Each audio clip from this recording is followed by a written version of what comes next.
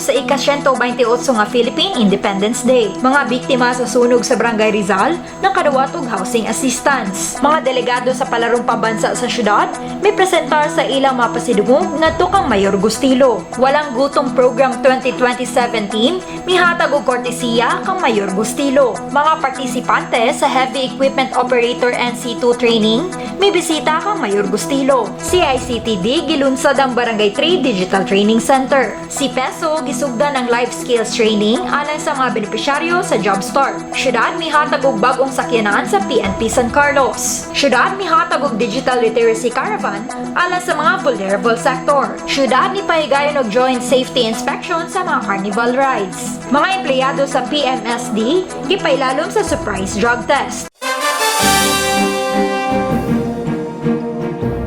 Maayong adlaw San Carlos, kini ang Vamos News. Gikan sa City Information Office, kami nagahatod kaninyo sa mga balita nga nakalap sa balay lungsod ning Dakbayan. Ako si Janela Secong ug karon sa detalye sa mga balita.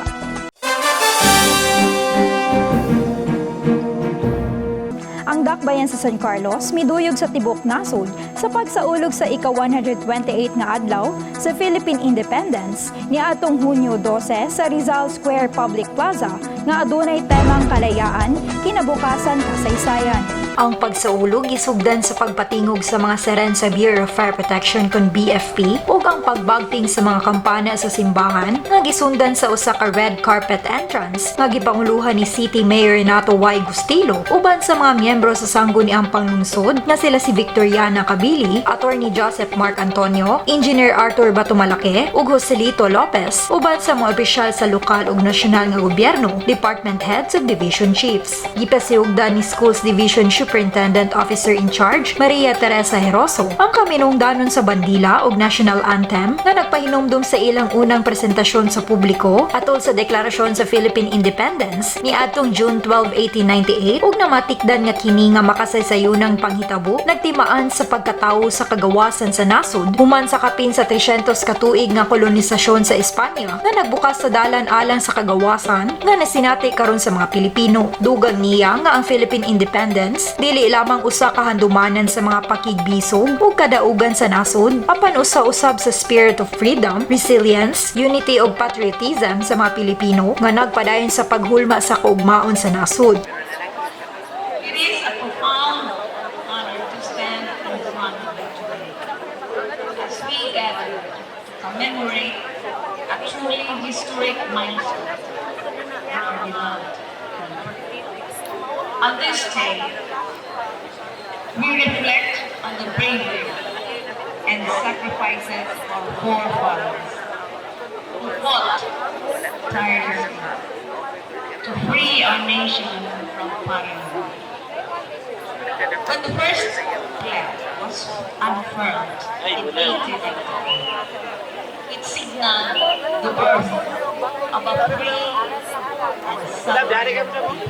Si Batumalake miingon nga samtang gisaulog sa nasod ang maong okasyon, giila usab niini ang kabilin sa mga bayani niini na matikdan nga ang kagawasan dili lamang usa ka makasaysayanong kalampusan apan usa ka padayon nga responsibilidad nga kinahanglang sundon sa matag henerasyon. Dugang niya nga bisan pa sa mga political differences ug sa lain-laing mga hagit nga giatubang sa nasod, ang demokrasya gipalig-on pinaagi sa pagtahod sa lagda sa balaod, constructive dialogue ug gipaambit nga pasalig sa kaayuhan sa katawhang Pilipino nga gipasiugda nga ang mga Pilipino kinahanglang magpabilin nga nahiusa sa pagpadayon sa mga pangandoy ug pag-uswag sa nasod. Gidayeg usab ni Batumalake ang Department of Education kon DepEd sa paghulma sa umaabot nga mga henerasyon ug pag-ila sa mga lokal ug nasyonal nga mga trabahante sa gobyerno kansang dedikasyon sa serbisyo publiko makatabang sa pagpabiling lig-on ug pagtubag sa mga panginahanglanon sa katawhan.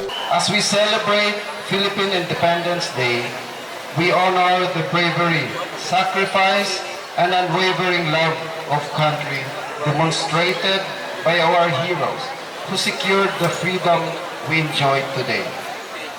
Their legacy reminds us that independence is not only a historical achievement, but also a continuing responsibility that each generation must uphold. On this meaningful occasion, I extend my gratitude and recognition to our teachers, who shape the minds and values of our youth. To our students, who represent the future of our nation. Sa laing bahin, ang special program in the arts kun SPA music learners sa Tandang Sora Elementary School naghatag og musical nga pasundayag sa nasud ug sa syudad, samtang ang District 5 singers and dancers nagpresentar og cultural performance. Mitambong usab atod sa kalihukan ang mga representante gikan sa DepEd, Public Attorney's Office kun PAO, Philippine National Police kun PNP, Bureau of Fire Protection kun BFP, Bureau of Jail Management and Penology kun BJMP, Philippine Coast Guard kun PCG, Armed Forces of the Philippines kun AFP, the War Veterans of San Carlos, Knights of Columbus, Masonic Lodge, Ecumenical Prayer Leaders, Boys and Girl Scouts of the Philippines, mga opisyales sa barangay ug District 5 family. Mukabat sa 99 ka pamilya nga naapektuhan sa sunog sa Barangay Rizal ang nakaduwat og housing assistance gikan sa National Housing Authority kon NHA Negros Occidental District Office niadtong Hunyo 9 sa mong barangay. Ang hinabang nga mokabat sa 2.81 million pesos gipagawas ubos sa Emergency Housing Assistance Program kon EHAP aron matabangan ang mga pamilya kansa mga balay nga nadaot o naguba sa sunog sa Greenville Bato, Barangay Rizal niadtong Setyembre 22, 2025. Ang distribusyon nakabenepisyo sa 99 ka pamilya, din 91 ka pamilya nga hingpit na nadaot ang mga balay ang nakaduwat og 30,000 pesos matag usa, samtang 8 ka pamilya nga adunay partially damaged nga panimalay ang gihatagan og 10,000 pesos matag usa. Si NHA Acting Community Support Services Chief Chelsea Jane Caspe miingon nga ang programa nagtumong sa pagtabang sa mga pamilya sa pagtukod pag-usab ug pag-ayos sa mga balay na naapektuhan sa mga katalagman sama sa sunog, bagyo ug kalit nga pagbaha nga makatabang kanila nga makabangon ug makabalik sa normal nga kahimtang sa pagpanginabuhi. Dugang niya nga ang NHA padayon nga naghatag og housing assistance sa mga komunidad nga naapektuhan sa kalamidad isip kabayan sa ilang pasalig sa pagtabang sa mga pamilya nga makabalik sa luwas ug sigurado nga mga panimalay. Mayong aga sa tanan na ako gali si Chelsea J. Caspe from National Housing Authority Negros Occidental District Office. Ari kami subong din sa San Carlos para maghahatag sa financial assistance paagi sa among Emergency Housing Assistance Program or EHAP sa NHA. So, ano pala ang EHAP? So, ang EHAP is a financial assistance sa ginahatag namin sa mga nasunugan, mga nabahaan or other calamities. Ini nga programa, bali obligasyon isa para sa ila nga makabuild liwat sa ilang mga panimalay. Sa laing bahin, nakadawat usab ang maong mga benepisyaryo ug mga food packs of various goods gikan sa opisina ni Senator Bongo sa Barangay Rizal Covered Court. Sa wala pang kalihukan, ang grupo mibisita kang City Mayor Renato Y. Gustilo sa iyang opisina. Ang mga personahe gikan sa City Social Welfare and Development Office kun CSWDO nga gipanguluhan ni Officer in Charge Edena Dagondon mitambong usab og mitabang sa pag-apod-abod sa mong hinabang. Ang mga atleta sa dakbayan sa San Carlos nga nakigtigi sa palarong pambansa 2026 sa Agusan del Sur mitunol sa ilang pasidungog ngadto kang City Mayor Renato Gustilo niadtong Hunyo 8 sa iyang buhatan.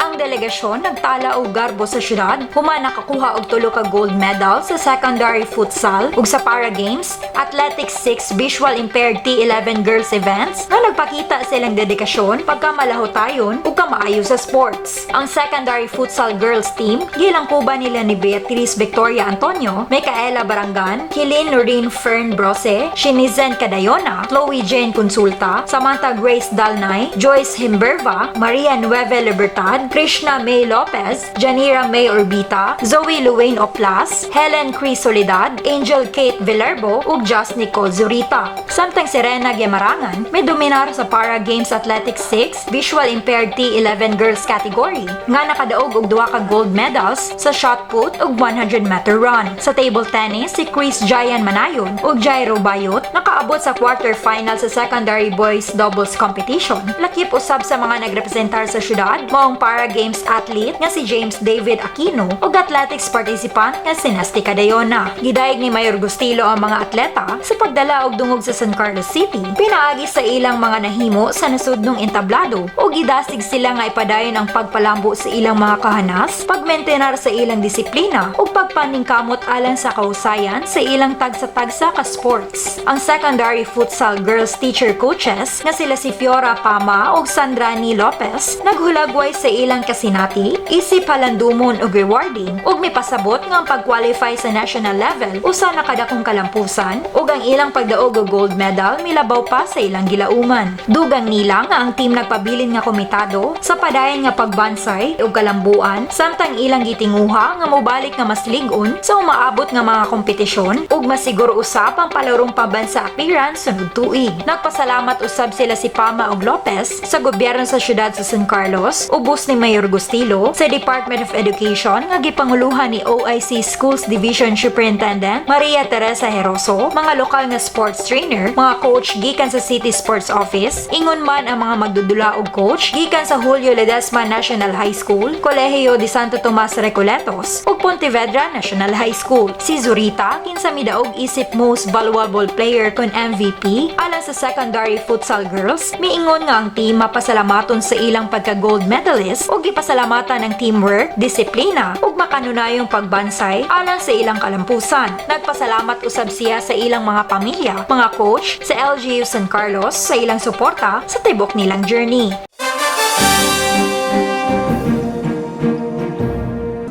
Ang team sa Walang Gutom Program 2027 kung WGP sa Department of Social Welfare and Development Negros Island Region kung DSWD NIR nga gipanguluhan ni Regional Program Coordinator PDO2 Jewel Goldamir mihatag og courtesy visit kang City Mayor Renato Gustilo niadtong Hunyo 10 sa iyang opisina. Atol sa pagbisita, gihisgutan sa team ang ilang kasamtangang strategic implementation review ug team development meeting nga nagtumong sa pag-assess sa implementasyon sa programa, pagsulbad sa mga operational nga hagit, pagpaambit sa mga bagong updates ug pagpalig-on sa koordinasyon sa mga personnel aron masiguro ang epektibong paghatag ug serbisyo ngadto sa mga benepisyaryo. Mitambong usab atol sa pagbisita sila si Walang Gutom Focal Person Kimberly Panuelo, WGP Program Advocacy Officer PDO2 J.N.A. Turan ug Community Engagement Coordinators Roderick Nemenzo ug J. Eden Filipino Lungtad.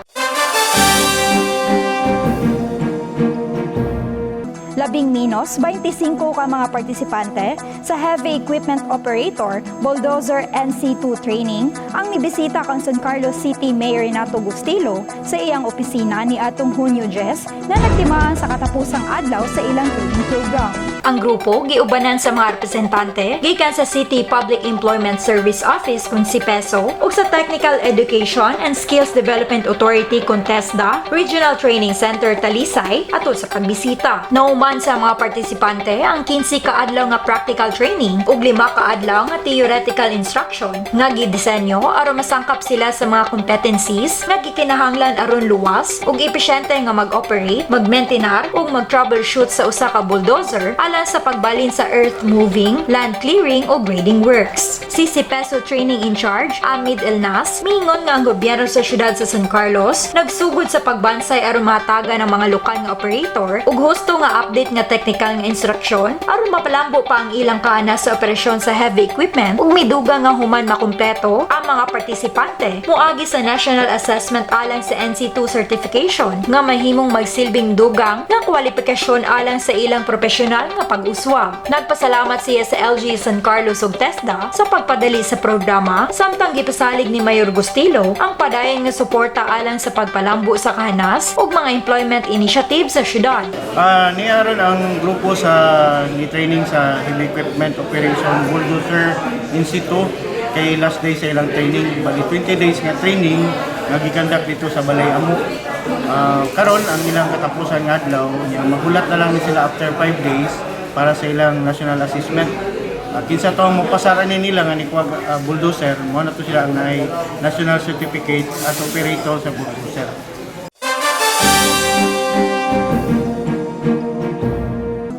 opisyal nga gilunsa sa San Carlos City Information and Communications Technology Department kung CICTD ang Digital Training Center sa Barangay 3 niadtong Hunyo 8. Ang bagong pasilidad magsilbi nga usa ka community learning hub di na mga residente maka-access sa mga digital literacy program, online learning resources, government e-services ug mga oportunidad sa pagpalambo sa kahanas na nagtumong sa pagpalambo sa edukasyon, employability ug productivity. Si Tech for Ed Program Supervisor Amy Birel Gidocos miingon nga among center pong ika-17 nga digital training center nga gilunsad sa syudad sukad nagsugod ang programa ni atong 2015 ug midugang nga adunay giplano nga dugang nga mga center sa barangay 2, 4 ug 6 samtang ang center sa barangay 5 gikatakda nga formal nga ilunsad sa sunod bulan. Dugang niya nga adunay 17 ka functional center sa San Carlos City nga adunay target nga pagtukod og 20 ka center sa tibuok syudad nga nahiuyon sa vision ni City Mayor Nato Y. Gustilo nga masiguro nga ang matag barangay adunay digital training center nga maghimo sa internet access ug mga pasilidad sa computer nga mas accessible sa mga residente ilabi na kadtong nagpuyo sa lagyong mga dapit. Gipunting usab ni Gidocos nga ang mga center abli gikan Lunes hangtod Domingo gikan alas 8 sa buntag hangtod alas 5 sa hapon ug magamit sa tanan lakip ang mga dili residente sa San Carlos City nga naghatag kanila og mas dagang oportunidad sa pagkat-on, digital literacy ug pag-access sa mga serbisyo sa online. Ang purpose ani nga nag-create nato is nag-start ni siya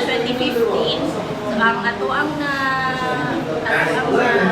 na-observe sa mga students, supposedly is kuan ni siya bali computer center nga pwede makakuha at makagamit ang mga bata kung na sila yung mga projects na yung mga wala sila yung device sa ilang balay nga pwede makagamit nila. Pero ang observe nga ang mga students, hindi sila kabalo sa gamit ng mouse. So, una nga, ang gusto maguni nila ni Mayor na tanan na lang ang barangay, maka-open na sa tanang barangay para doon na lang sa mga bata nga even sa 10 years old above senior citizens, PWDs, yun ang magagamit. Gipasalamatan ni Barangay 3 punong Barangay George Desamparado ang gobyerno sa syudad sa pagdala sa pasilidad sa barangay na nag-ingon nga kini makabenepisyo sa mga residente, labi na ang mga batanon, pinaagi sa pagtabang kanila nga mapalambo ang ilang kaibalo ug kahanas sa computer. Naglaom usab siya nga daghang mga residente ang mopahimulos sa mga oportunidad nga gitanyag pinaagi sa programa. Welcome to the launching of this digital training center of Barangay Siwit. We are proud that we put it there. And this will help our students to learn how to be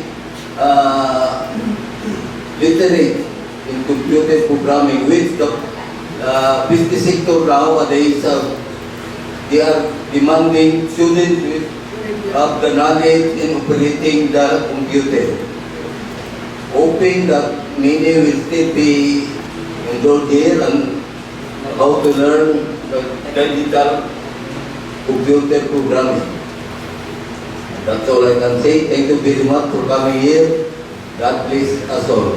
Ang mga miyembro sa sangguniang panlungsod nga sila si Victoriana Kabili, Attorney Joseph Mark Antonio ug Engineer Arthur Batomalake nihatag og message of support ug gipahalipayan ng CICTD nga gipanguluhan ni Officer in Charge Engineer Joseph Binghay sa pagkatukod sa center nga nagpunting sa kontribusyon ni ini sa pagtukod og mas digitally empowered nga komunidad. Misunod ang ribbon cutting ceremony, gipanguluhan nila ni Kabili, Antonio, Batomalake, Binghay, Desamparado ug Barangay 3 Sangguniang Kabataan Chair Kylie Claros. Ang kalihukan kabayan sa tibok buwan nga selebrasyon sa ICT Month 2026. Mitambong usab atol sa mong kalihukan sila si City Librarian Stella Fitiluna, kani Barangay 3 punong Barangay Lorito de la Rita ug CICTD personnel.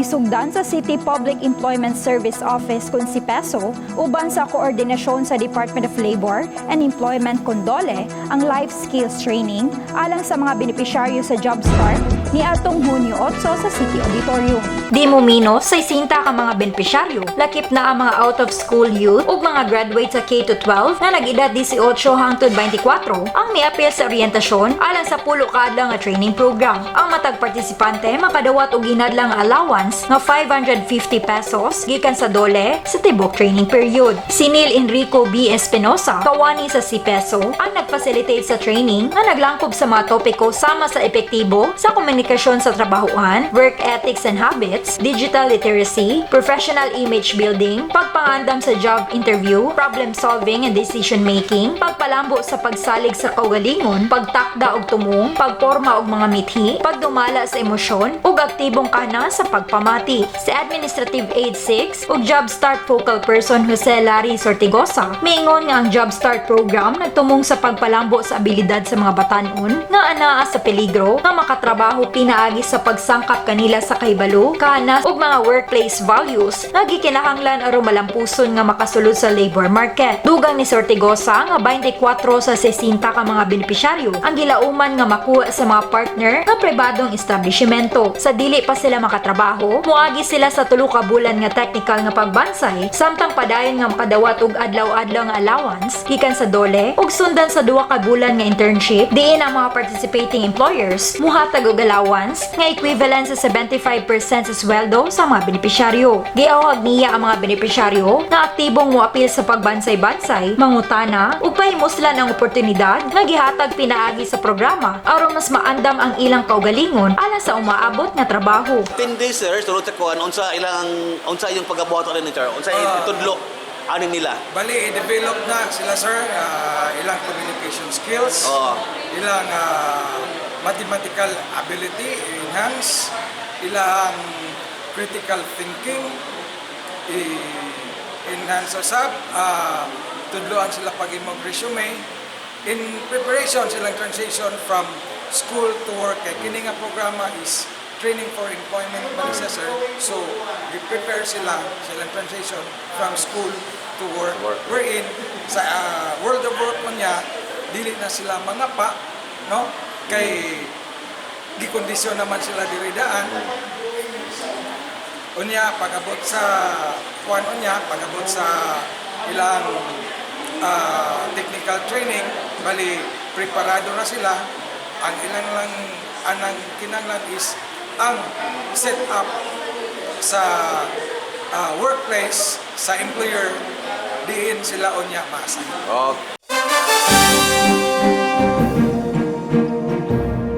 Ang gobyerno sa siyudad sa San Carlos, nga gipanguluhan ni City Mayor Nato Y. Gustilo, mihatag og bag-ong Toyota Hi-Ace GL Grandia Automatic Transmission Van sa Philippine National Police con PNP San Carlos ni atong Hunyo 9 sa City Hall entrance.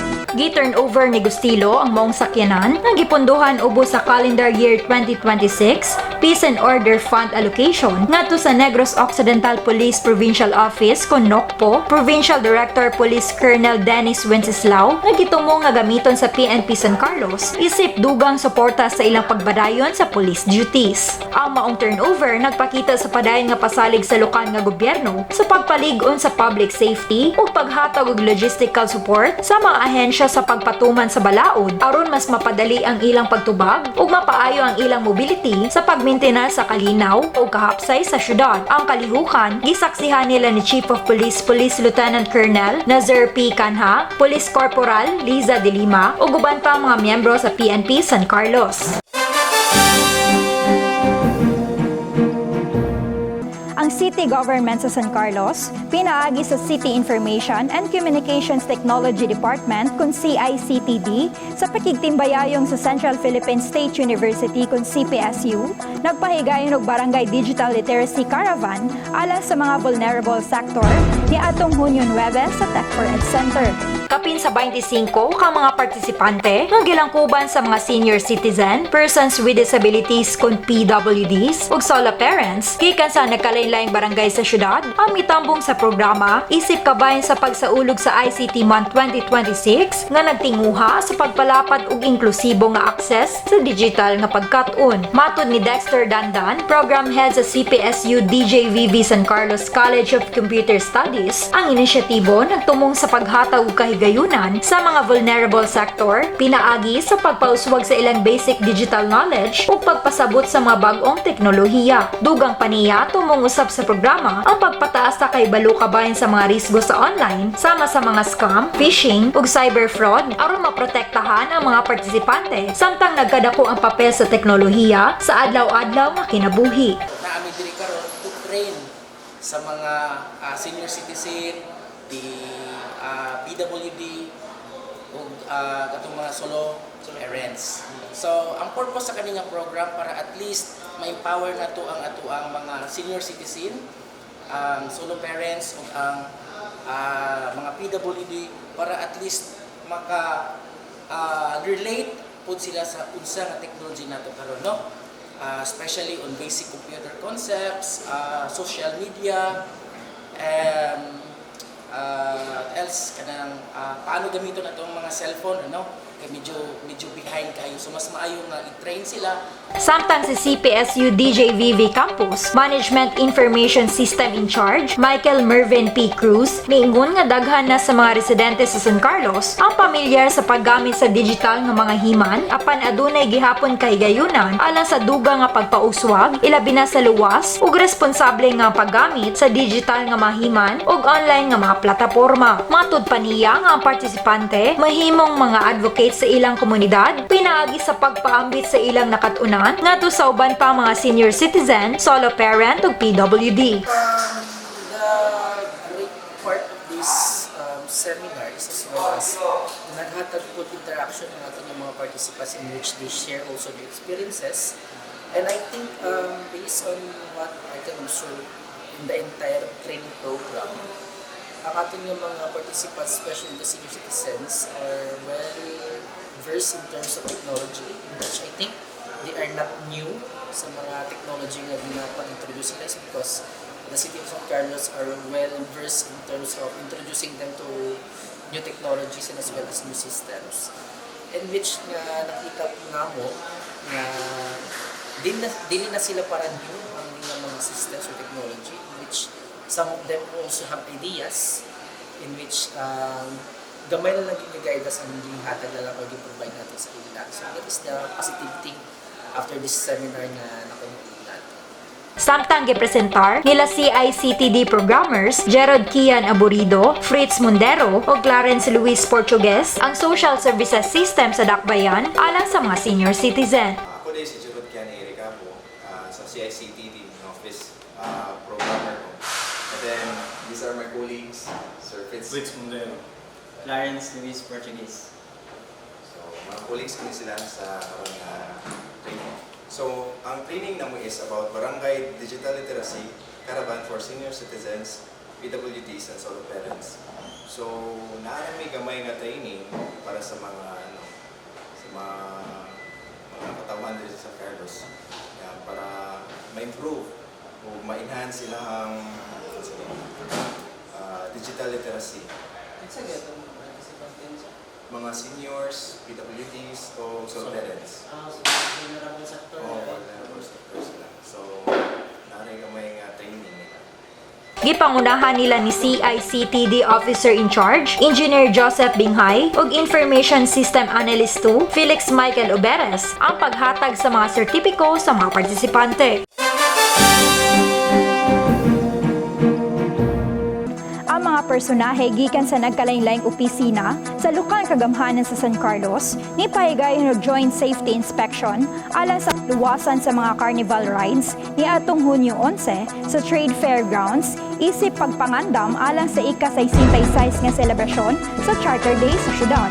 Lakip sa mga opisina nga nagpahigayon sa mga inspeksyon, Bong City Disaster Risk Reduction and Management Office, kon CDRRMO, City Engineering and Mechanical Services Office, Law Enforcement Team, ug City Tourism Office, uban sa Bureau of Fire Protection kon BFP, ug Philippine National Police kon PNP. Ang kalihukan nagtumong sa pagsiguro nga ang tanang rides nagsunod sa mga kinahanglanon sa kaluwasan o mga sumbanan sa operasyon nga makatabang sa paghatag og luwas o makalingaw nga kasinatian alang sa mga residente o mga bisita atol sa kasaulugan. Ang inspection team gikatakda nga muhimo og final assessment sa dili pa ang opisyal nga pagbukas sa carnival aron masiguro nga ang tanang rides hingpit nga naglihok og andam na alang sa paggamit sa publiko.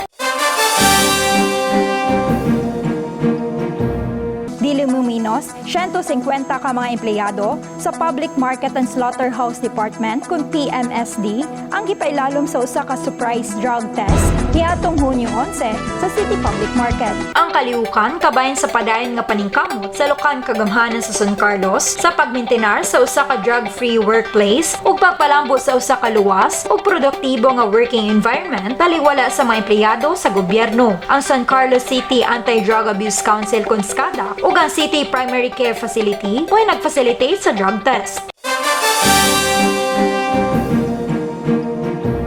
I-follow kami sa among official social media account sa Facebook, ang SCCLG Information Page, ug sa Instagram at SCCLGPH. Mamahimo usab din yung i-check ang among YouTube channel, Vamos News San Carlos, ug ang official website sa syudad, ang www.sancarloscity.gov.ph. Mao kadto ang mga balita nga among nahipos ning semana. Hinumdumi nga ang saktong impormasyon mo ipundasyon sa usa ka mabinantayon ug lig-on nga katilingban. Hangtod sa sunod natong panag-uban, daghang salamat ug Vamos San Carlos.